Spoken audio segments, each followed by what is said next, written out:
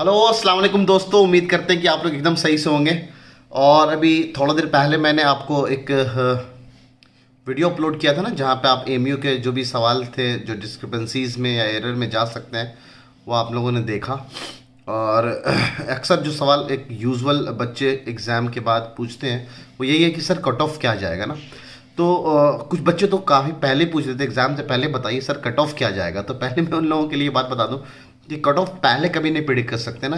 कि आप जैसे ये एग्जिट पोल तो नहीं है कि भाई पहले से आप जा जाके पता कर रहे हैं कि भाई किसका रुझान किधर है ना। तो ये क्या है कि आप ये पहले से थोड़ी जाके पूछ सकते हैं भाई पेपर कैसे आने वाला है। ठीक, तो इसलिए आप ये नहीं बता सकते यहाँ पे कि एग्जिट पोल की तरह कि कैसा जाएगा। हाँ हाँ, बाद में हम लोग प्रिडिक्ट कर सकते हैं कि भाई कट ऑफ कितना और क्या जा सकता है सर। तो और ये एनालिसिस बेसिकली आप कट ऑफ का सोचेंगे कि सर ये कट ऑफ का एनालिसिस कैसे निकालते हैं आप लोग, और ये एग्जैक्ट कट ऑफ कैसे पता करते हैं ना, ये और एग्जैक्ट कट ऑफ कहते किसको है। थोड़ा सा मैं आपको कट ऑफ के बारे में बता दूं। बेसिकली कट ऑफ क्या होता है कि जैसे 100 नंबर का आपका एमयू 11 साइंस का पेपर हुआ, उसमें इन जनरल की तरफ से ना, जनरल कैटेगरी की तरफ से जिस बंदे का सबसे लास्ट रैंक थी है ना, जैसे 520 बच्चों का सिलेक्शन होता है जनरल में, तो उस लास्ट बच्चे का जितना मार्क्स था ना वो उसका कट ऑफ मान लिया था। वो जनरल रैंक का कट ऑफ होता है। ठीक है, तो अब आप सबको पता है कि एमयू में दो कैटेगरीज हैं बेसिकली, एक इंटरनल का होता है और एक एक्सटर्नल का होता है। तो इंटरनल कोटा बेसिकली पहले चलता है जिसमें 50% सीट्स रिजर्व्ड है ना एमयू के इंटरनल स्टूडेंट्स के लिए, जो एमयू से ही 9th-10th किए हुए उनके लिए मेन रिजर्व्ड है। ठीक है, तो करीबन जो भी 1100 करीब से उसमें आधा सीट्स उन लोगों के लिए रिजर्व्ड है। बाकी जो आधा सीट्स होता है वो एक्सटर्नल लोगों के लिए, जो एमयू से 9th-10th नहीं पढ़े हुए हैं उनके लिए बाकी के सीट्स होते हैं। ठीक है, अब लास्ट ईयर के ट्रेंड है ना, एक एनालिसिस हम लोग ऐसा भी कर सकते हैं। प्रिडिक्शन ना, कैसे आप प्रिडिक्ट कर पाते हैं सर। तो पहला प्रिडिक्शन तो हमें लास्ट ईयर के कट ऑफ के हिसाब से ना, जिस लास्ट ईयर पेपर गया तो उसका कट ऑफ कितना था है ना, उससे हम एनालाइज कर सकते हैं कि यार कट ऑफ इतना के करीब जाएगा इस पेपर के हिसाब से।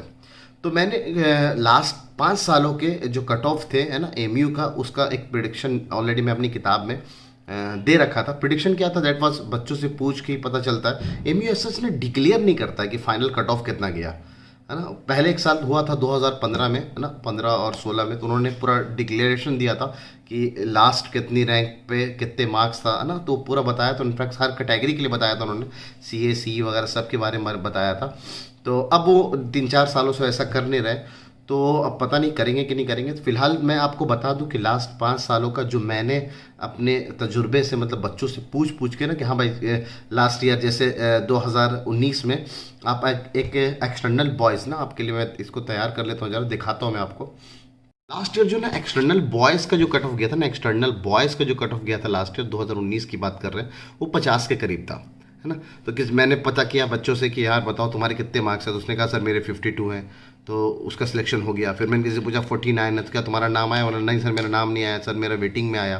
तो इस तरह से हम लोग जज करते हैं। तो बहुत सारे बच्चों के मार्क्स पूछते हैं, तो जाके जब एग्ज़ाम का रिजल्ट आ जाता है उसके बाद ये फाइनल हम तैयार कर पाते हैं ना। दिस आर एक्चुअल, आप मान सकते हैं कि इतने के करीब गया, इसलिए मैंने कुछ अराउंड लिखा हुआ है ना, अराउंड, क्योंकि कंफर्म नहीं बता सकते। हाँ, 1-2 नंबर आप ऊपर नीचे मान सकते हो कि ये कट ऑफ होगा। अब जैसे कि जो पेपर बन सकता है, पेपर कैसा बन सकता है, या तो पेपर एनसीईआरटी से एग्जैक्टली कॉपीड होगा। एक एक सवाल 2015 में, लास्ट 10 सालों में पहली बार ऐसा कमाल हुआ था कि 2015 का paper was exactly copied from NCERT. 30 सवाल मैथ के आते हैं, 30 का 30 सवाल एनसीईआरटी के लाइन बाय लाइन एक्सरसाइजेस से उठाए हुए सवाल थे। 20 सवाल एक्सरसाइजेस था, 8 सवाल आपके सॉल्व एग्जाम्पल से थे। ऐसे सवाल एनसीईआरटी से उठाए थे। Same goes for science, science के 50 सवाल आते हैं, 50 का 50 सवाल एनसीईआरटी से एग्जैक्टली कॉपीड था। इनफैक्ट बायोलॉजी में जो लास्ट में आपके एक्सरसाइजेस होते हैं ना, वहाँ पे सवाल उठा के एज इट इज़ ना, ऑप्शनल जो सवाल होते हैं एक्सरसाइजेस वो उठा के डाल दिए गए थे 13 सवाल। तो 2015 में paper was exactly copied up from NCERT. तो उस वक्त देखिए कट ऑफ कितना ज़्यादा गया। इंटरनल में 62 और गर्ल्स में 58, और एक्सटर्नल में बॉयज़ 78 और गर्ल्स 72। बहुत रेयर है इतना कट ऑफ जाता है। जैसे है ना, आप जामिया का पेपर देखेंगे लास्ट 2 सालों का, अभी 2019 का और 2020 का, तो उस वक्त ना कट ऑफ जो है बेसिकली ना, कट ऑफ जो है वो कम गया नहीं, ज़्यादा गया ना, ज़्यादा गया। पेपर बहुत आसान था। जैसे 2019 का मुझे याद आ रहा है कि last year the cut off was 89 marks, 100 में से 89, और उस पर डिपेंड करता है कि वहाँ पे आपका निगेटिव मार्किंग नहीं है। तो इसके यहाँ पे अपने एमयू के 11th एंट्रेंस में अपने पास निगेटिव मार्किंग है, तो इसलिए भी कट ऑफ कम जाने के चांसेस है। लेकिन पेपर प्योर एनसीईआरटी से आया था, इसलिए कट ऑफ देखिए कितना ज़्यादा है। अच्छा, दूसरा केस ये हो सकता है कि पेपर एकदम एनसीईआरटी से बाहर होके आए, मतलब एनसीईआरटी से हट के आए। जैसे ये 2016 में हुआ था, एकदम ड्रास्टिक हुआ था। Drastic in the sense paper was ऐसा समझ सकते हैं एनसीईआरटी में कुछ सवाल, शायद एक दो सवाल आपको एनसीईआरटी में दिखेंगे मैथ में। साइंस में भी ऐसा ही हुआ था कि एनसीईआरटी से थे लाइन, लेकिन एग्जैक्टली आपको बहुत सोचना पड़ता तब जाकर आप कर सकते थे पेपर को। तो कट ऑफ देखिए कितना, 62 से डायरेक्ट 44 के करीब, गर्ल्स में 58 से 43 के करीब, और बॉयज़ में देख लीजिए कितना गया हुआ है।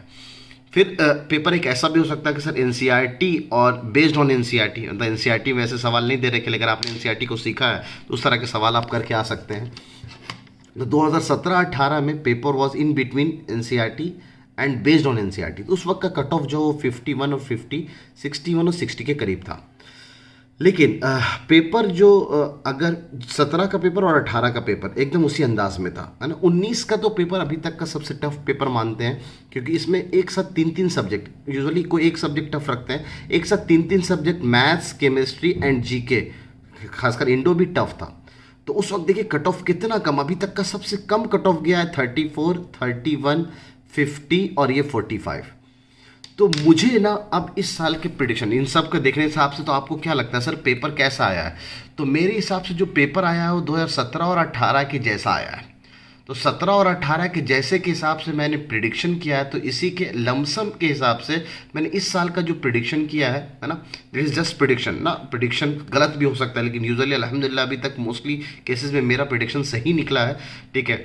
ये इंटरनल का बॉयज़ का अगर कट ऑफ जाएगा तो डेट विट ऑल अराउंड ना, जैसे यहाँ पे आपको 48, 51 है, 43 के करीब जाएगा, क्योंकि इसमें पेपर को थोड़ा सा ना मैथ्स के पेपर को खासकर बेस्ड ऑन एनसीईआरटी रखा गया। एनसीईआरटी के सवाल हैं, नो डाउट, बिल्कुल 10-12 सवाल आपको एनसीईआरटी के हिसाब से दिख जाएंगे, लेकिन कुछ बंदा ने अगर एनसीईआरटी को सीखा है तो वो करीबन 17-18 सवाल बड़े आराम से बना के आ सकता था। सेम गोज फॉर साइंस के लिए, साइंस में 30-32 सवाल करके आ सकता है। और जीके इंडो थोड़ा टफ आया, इनफैक्ट जीके तो बहुत टफ आया था, ठीक है, जैसे लोग बता रहे हैं इंडो भी थोड़ा सा वो था। तो उस हिसाब से अगर 5-7 सवाल भी करके आए तो एक नॉर्मल एक्सटर्नल बॉयज़ है ना 50-55 के करीब सवाल तो करके आ सकता था, इसलिए मैंने एक्सटर्नल बॉयज़ का कट ऑफ करीबन 56 रखा है। 56 +2 -2 ना, +2 -2 का डिफरेंस ले सकते हो सकता है 2 नंबर आगे पीछे हो जाए। Same goes for girls, girls math NCERT से हट के आया तो गर्ल्स का कट ऑफ ऑब्वियस से बात है कम जाएगा ना, गर्ल्स आप समझ रहे होंगे, ठीक है। इंटरनल बॉयज़ का 43, गर्ल्स का फिर से मैंने यहाँ पे कम ही रखा है, ये कम जाने के चांसेस हैं। अब ये प्रिडिक्शन मैंने दोपहर में करीबन 4-5 बजे करीब कर लिया था, लेकिन बाद में फिर मैंने शाम में जब देखा तो मैंने देखा कि नंबर ऑफ़ कैंडिडेट जो अप्लाई कर रहे थे वो इतने थे, 32,000 के करीब लोगों ने फॉर्म भरा था, लेकिन जो कैंडिडेट्स अपीयर्ड हुए वो बहुत कम हुए, 18,176 के करीब है ना, इतने कैंडिडेट्स अपीयर हुए जो कि अप्रॉक्स 56% है, यानी आप ये मान लीजिए करीबन 44% जो पब्लिक थी वो एग्ज़ाम ही देने नहीं आए। तो इसके इफेक्ट से फिर मैंने सोचा कि नहीं, कट ऑफ और थोड़ा डिक्रीज कर सकते हैं। तो आप ऐसे समझ सकते हो कि 4-5 नंबर, जैसे कि एमयू आप एक प्रिडिक्शन, जैसे आप कह रहे हैं ना सर कि ये प्रिडिक्शन कैसे कम हो सकता है, जो मैं सोच रहा था कि ये एक जनरल कट ऑफ जाएगा, वो कट ऑफ और डिक्रीज कर सकता है अगर जैसे अगर आपको ध्यान हो कि अभी जो जामिया का पेपर हुआ 2019 का पेपर एकदम आसान आया था, मतलब एनसीईआरटी के बच्चों वाले सवाल आए थे जामिया का। तो उस वक्त करीबन जनरल का जो कट ऑफ था वो 89 था ना, और लोग तो ऑलमोस्ट अपीयर किए करते हैं वहाँ पे, और नेगेटिव मार्किंग नहीं होता है, उसका भी इफेक्ट है। दूसरा जो इस साल अभी हुआ पेपर वो भी एकदम उसी तरह निहायती आसान आया, लेकिन कहते हैं लोग कि उसमें भी बहुत कम पब्लिक आई थी एग्ज़ाम देने, तो उसका इफेक्ट ये दिखा। पेपर अभी भी आसान था लेकिन पब्लिक बहुत कम आई और कट ऑफ 76 गया, कहाँ 89 कहाँ 76, मतलब नंबर ऑफ पीपल अपेयर्ड, जो कैंडिडेट्स अपेयर्ड हो रहे हैं उस पर भी आपका कट ऑफ डिपेंड करता है। तो मैं मानता हूँ कि आप जो प्रिडिक्शन मैंने किया हुआ है उससे 2-4 नंबर आप और नीचे ही मानो, मतलब दिस इज सेफ साइड। अगर इतना आ रहा है आपका तो परफेक्ट इंशाल्लाह आपका सिलेक्शन रखा हुआ है, ठीक है। और बात करते हैं कि सर क्या लॉकडाउन के भी कुछ इफेक्ट हुए होंगे? वाला बिल्कुल 6 महीने 7 महीने कोई बंदा अगर नहीं पढ़ा हुआ है तो एक रैंडम 1 महीना 10 दिन या 15 दिन पहले आके अगर वो किताब खोलेगा तो उसका इफेक्ट तो दिखेगा। तो इसलिए भी इसका भी इफेक्ट दिख सकता है। हम तो मान रहे हैं भाई कोई बंदा लगातार, जैसे अपन कोचिंग अलीगढ़ में चलता है, जम के कोचिंग करते हैं, बहुत सारे बच्चे कोचिंग करते हैं, जिस और बच्चों ने कोचिंग भी नहीं कर पाए सारे, है ना, तो इसका भी इफेक्ट दिखेगा कि कट ऑफ डिक्रीज करेगा, ठीक है।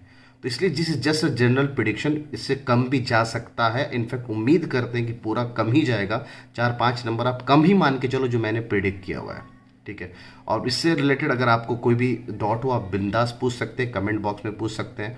और किसी को पता चला हो, जैसे अभी तक तो मेरे हिसाब से मेरे स्टूडेंट का ही एक 88 मार्क्स मैक्सिमम आ रहा है, आपके भी लगता है कोई हो जानने वाला, क्योंकि ये ना एक प्रिडिक्शन हम लोग मार्क्स से भी निकालते हैं ना कि भाई कितना बंदा स्कोर कर पा रहा है, और यूजुअली बच्चे जो एवरेज बच्चे थे वो कितना मार्क्स ला रहे हैं, इससे भी प्रिडिक्शन करते हैं कि भाई कट ऑफ कितना तक जा सकता है।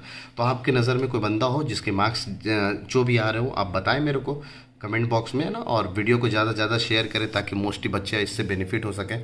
और एक बहुत शानदार बात याद रखेंगे ना, मैं कहता हूँ यूजुअली क्लास में भी, आप रिज़ल्ट का वेट करके 1 महीना अपना बर्बाद करेंगे, है ना, उससे बढ़िया ये है कि आप अपना 11th क्लास शुरू कर दें। क्योंकि खुदा न खास्ते अगर आपका ना भी हुआ, अल्लाह करे भाई, सबका तो हो नहीं सकता, 18,000 सीट भी नहीं है हमारे पास, ठीक है। तो आप घबराए नहीं, जो होता है अच्छे के लिए होता है, अल्लाह ताला जो करता है अच्छे के लिए करता है। आप बस मेहनत करते जाओ, फल के बारे में मत सोचो, अल्लाह ताला जब देना होगा आपको देगा बिल्कुल। और बस आप ना मेहनत करो यार बस। और क्या करना है कि वेट मत करो रिजल्ट का, रिजल्ट जो आना आ गया, आपने एक बार आंसर की मिला लो कितने मार्क्स आ रहे हैं, मैंने कट ऑफ बता दिया जनरल, 2-4-5 नंबर अगर नीचे भी हो तो कोई नहीं, होना होगा तो हो जाएगा इंशाल्लाह। और एक यूजुअल सवाल जो बच्चे अक्सर पूछ रहे हैं एसएफएस के बारे में ना, एसएफएस बैच क्या होता है सर, सेल्फ फाइनेंस बैच क्या होता है, तो इसका एक सेपरेट वीडियो मैं अपलोड कर दूंगा, ताकि एसएफएस ना अभी काफ़ी टाइम उसमें ना, रिजल्ट आएगा, रिजल्ट के बाद काउंसलिंग होगी, काउंसलिंग के बाद एसएफएस की बात आती है, तो उसमें घबराए नहीं। एसएफएस के बारे में भी, मतलब एमयू में आप अगर 11th क्लास में एडमिशन लेना चाहते हैं, इन नटशेल थोड़ा सा बता दो, तो 2 तरह से ना, एक तो आप 11th साइंस या डिप्लोमा का एग्जाम दें, या फिर एक और एसएफएस क्राइटेरिया होता है ना, सेल्फ फाइनेंस ना, जिसका मॉर्निंग में नहीं इवनिंग में क्लासेज होती है ना, दोपहर 12 से 6 बजे तक ना, तो उसके लिए भी एक सेपरेट वीडियो मैं आपको बना दूंगा। तब तक के लिए आप अपना ख्याल रखें, है ना, दुआओं में याद रखें। अल्लाह हाफिज़।